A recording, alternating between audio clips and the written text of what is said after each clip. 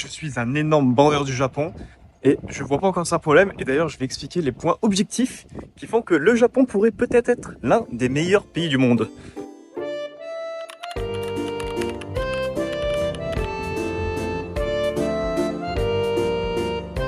Voilà les gars, la raison pour laquelle le Japon c'est le meilleur pays du monde, elle est là. Fin de vidéo.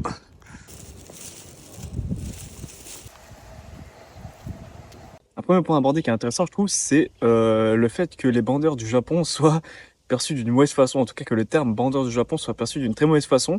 Et je comprends pas tellement en soi, parce que même si c'était le cas qu'ils idéalisaient absolument tout sur le pays, même pour des points qui étaient faux, en fait, ça cause aucun problème. Ça cause aucun problème à ça. Donc, il n'y a pas vraiment de problème. Donc, on essaye, sur les réseaux sociaux, les bandeurs du Japon sont souvent diabolisés comme s'ils faisaient du mal. Mais en soi, c'est justement les bandeurs du Japon qui vont avoir le plus de chances de s'intégrer dans le pays, d'apprendre la langue, de déménager ici, de se mettre en couple avec une femme japonaise et d'apprendre la culture, etc. En fait, les bandeurs du Japon ne sont pas tous des gros geeks qui regardent des animés toute la journée. Et il y a vraiment beaucoup de points objectifs qui font que le Japon est un très très bon pays à vivre. Et la qualité de vie est pour moi la meilleure au monde sûrement, ou l'une des meilleures au monde en tout cas, parce que j'ai pas habité dans tous les pays, mais pas besoin d'habiter dans les pays pour savoir, mais je pense que vraiment la qualité de vie au Japon est l'une des meilleures au monde, objectivement, et dire ça, ce n'est pas être un geek ou quelqu'un qui regarde des animés toute la journée. Par exemple, moi, je ne regarde pas du tout d'animés, ou quasiment jamais. J'aime bien, j'ai déjà regardé des animés dans le passé, mais j'ai pas du tout le temps, je regarde pas du tout d'animés. Et d'ailleurs, les animés représentent juste le Japon. C'est pas le Japon qui copie les animés, c'est les animés que se base sur le vrai Japon. Et maintenant, ça fait un an que je vis au Japon, et je peux vous dire que les gens qui disent que le Japon ne ressemble pas aux animés, pour moi, c'est un mensonge. Le Japon, c'est comme dans les animés. C'est pareil. C'est les mêmes décors. C'est la même nourriture. C'est les mêmes festivals. C'est c'est les écolières en uniforme dans la rue. C'est le train qui passe avec le soleil, etc. C'est vraiment les mêmes décors. L'alarme de l'université, etc. C'est pareil. Le Japon, c'est comme dans les animés, vraiment. Mais attention, j'ai pas dit que le Japon était un pays parfait avec aucun défaut. Je reconnais, il y a des défauts comme dans tous les pays. Mais la différence, c'est que je comprends ces défauts et, et je les accepte parce qu'il n'y a pas le choix en fait. Et dans tous les cas, en tant qu'étranger au Japon, on va reconnaître qu'il y a beaucoup de défauts du Japon que vous pouvez esquiver en fait. Donc, par exemple, la pression sociale, si vous n'êtes pas japonais, vous allez beaucoup moins la subir parce que tout simplement, vous n'êtes pas dans une famille japonaise, vous n'êtes pas japonais, donc les gens en attendent pas autant de vous qu'un japonais. Ensuite, seconde chose à savoir, c'est que moi, j'ai mon propre business en ligne. Donc, je ne suis pas dans une entreprise japonaise classique avec un boss japonais classique. Je ne fais pas d'overwork ou je ne travaille pas. Je ne suis pas obligé d'aller boire avec mon patron, de prendre le train dans les heures, euh, dans les heures les plus remplies. Je suis pas collé aux gens, j'ai pas besoin de faire 2 heures de train, etc. Donc en fait, j'esquive beaucoup de points négatifs du Japon. Et moi, j'ai pu travailler à la maison à l'heure que je veux. Je peux profiter de tous les points positifs du Japon. Et, euh, et c'est juste full bénéfice pour moi. La balance bénéfice négatif est pas du tout équilibrée. Il y a beaucoup plus de positifs dans mon cas et dans le cas de beaucoup d'étrangers aussi, je pense. D'ailleurs, c'est pour ça que beaucoup de gens restent ici. Et en fait, j'ai même envie de vous dire, c'est même pour ça que beaucoup acceptent des conditions de travail très difficiles au Japon et qui, qui- et qui seraient prêts à faire des métiers qu'ils n'aiment même pas, tout simplement pour rester au Japon. Par exemple, il y a beaucoup de profs d'anglais ici. Et les profs d'anglais, ça gagne très très peu d'argent parce que c'est le moyen le plus facile d'avoir un job au Japon, de s'expatrier, on va dire, parce que c'est difficile de trouver un job normal. Parce qu'il y a des Japonais qui peuvent faire exactement la même chose que vous, en parlant japonais parfaitement. Donc en général, ce que les étrangers font, c'est qu'ils vont devenir prof d'anglais, prof de français, etc. Et votre salaire, il va être 1000, 1500 euros par mois, quoi, maximum. Et beaucoup de gens sont prêts à accepter ça, tellement la qualité de vie au Japon est élevée. D'ailleurs, un des trucs que je kiffe le plus au Japon, c'est me promener dans les petites rues résidentielles. C'est vraiment très très stylé, c'est super calme, ça fait vraiment Ghibli. Il y a une variété de maisons différentes, on peut passer de la maison en bois à la maison ultra moderne de luxe en quelques mètres, avec des combini, des petites machines pour acheter des boissons, et c'est un régal. Et donc, un des points aussi qui fait que moi je kiffe le Japon, c'est que déjà, bon, je gagne bien ma vie, donc ça aide. Et et attendez.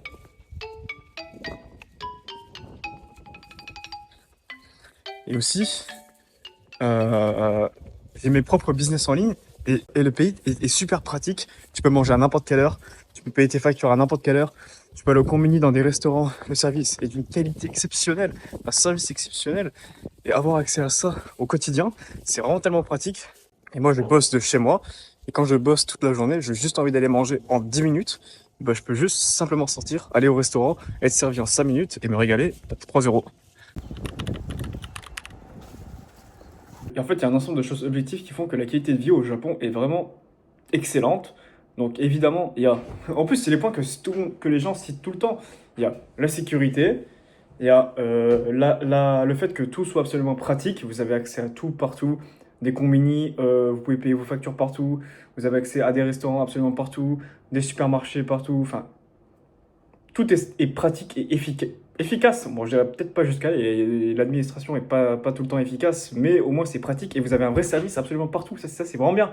Vous pouvez appeler la poste, c'est un humain qui va répondre. Vous pouvez aller, vous avez besoin d'un document ou quoi que ce soit. À chaque fois que vous appelez, il y a toujours un numéro de téléphone sur les entreprises.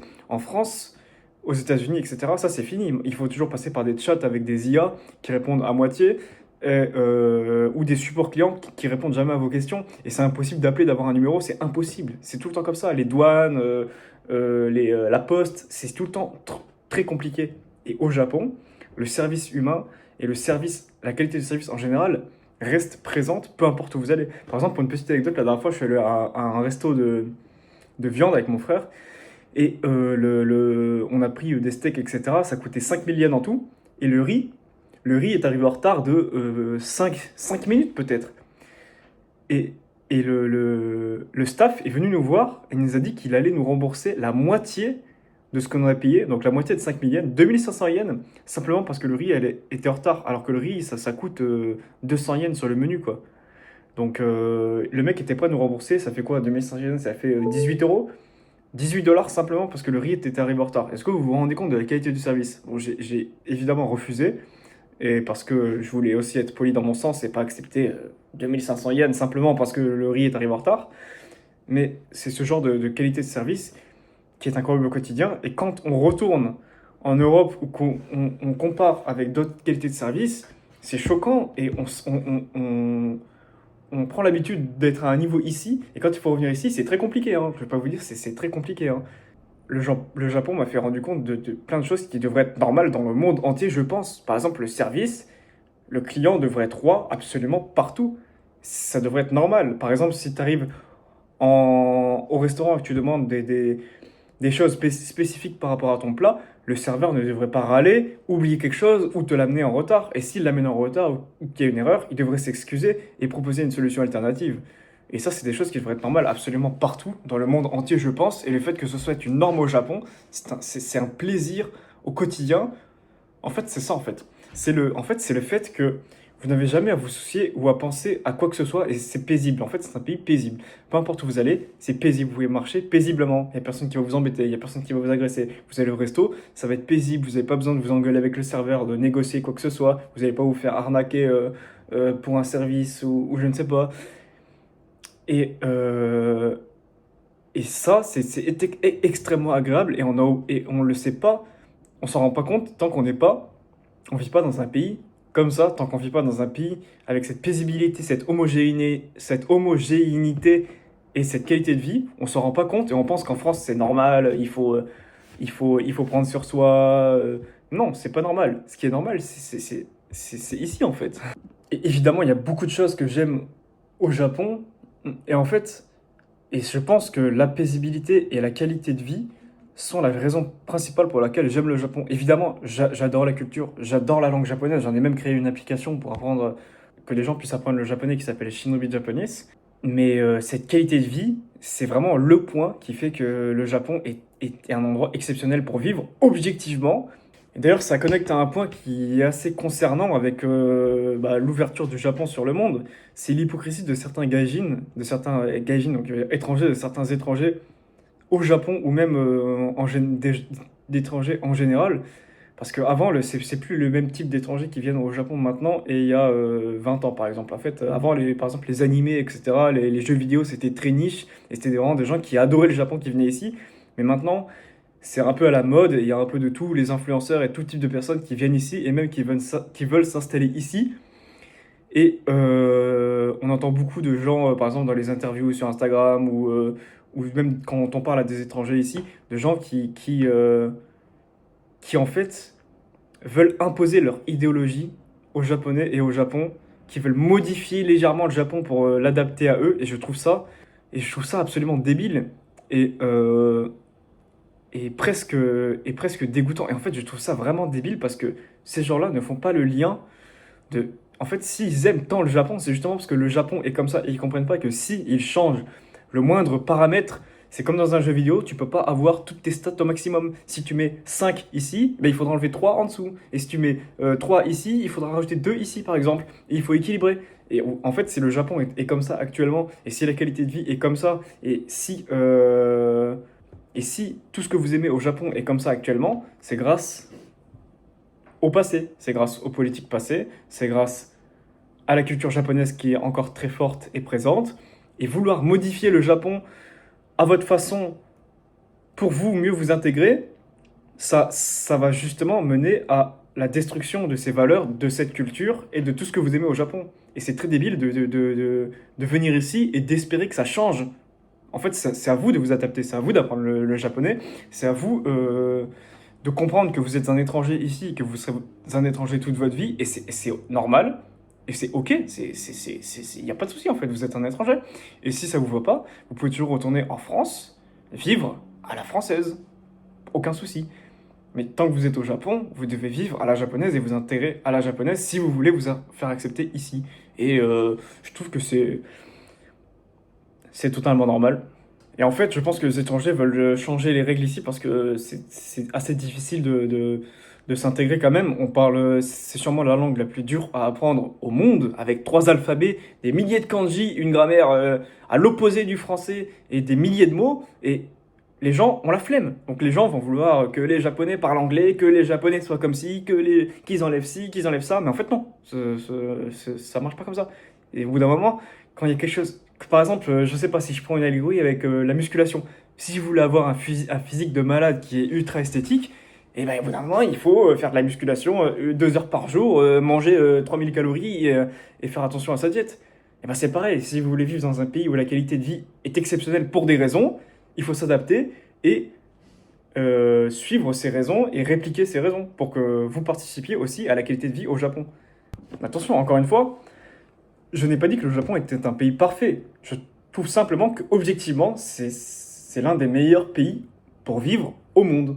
Et même si c'est le cas, il y a des raisons subjectives qui peuvent faire que vous n'arriverez pas à vivre au Japon. Par exemple, si vous êtes très proche de votre famille, ça va sûrement être compliqué pour vous d'habiter ici parce que vous devez faire des milliers de kilomètres et payer des milliers d'euros à chaque fois pour rentrer et faire des dizaines d'heures d'avion.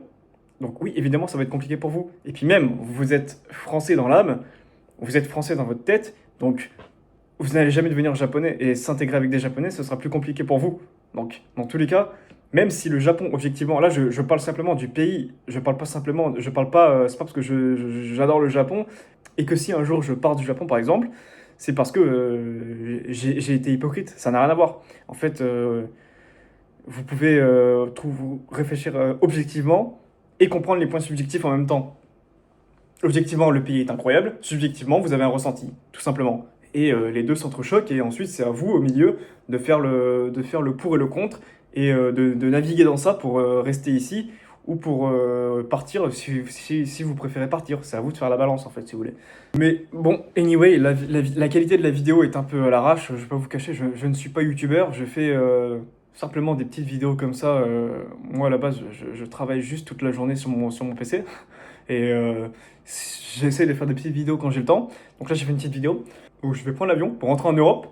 Je vous dis pas tout de suite où, mais je vais en Europe, je prends l'avion et je rentre en business class pour tester la business class, première fois de ma vie. Donc je vais sûrement faire une vidéo pour tester la business class et donner mon ressentiment sur est-ce que c'est rentable, est-ce que c'est pas rentable, et puis parler de business en même temps, d'argent, de liberté financière, sans vous vendre de formation. Attention, j'ai absolument rien à vous vendre, je m'en fous. Je parle simplement de la réalité, je partage simplement ma vie au final. Parce que oui, voilà, je suis... ça fait plusieurs années que je vis du business en ligne, j'ai 24 ans, voilà, et ça fait depuis 18 ou mes 19 ans que je vis du business en ligne. Et ouais, ça m'a permis de déménager au Japon, entre guillemets. Donc on va partager cette expérience.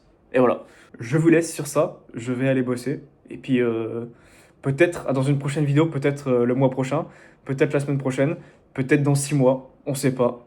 Ciao!